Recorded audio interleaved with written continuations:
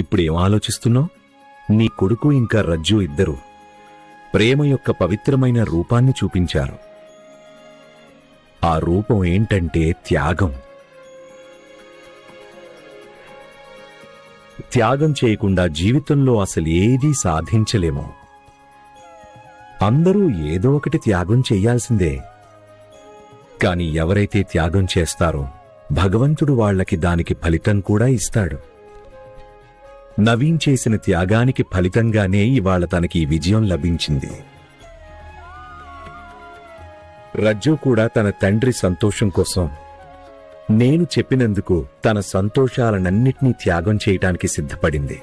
అందుకివాళ తనకు అన్ని సంతోషాలు లభించాయి. శివశంకర్ తన అభిమానాన్ని, చెడుని త్యాగం చేసి సత్యాన్ని పొందాడు.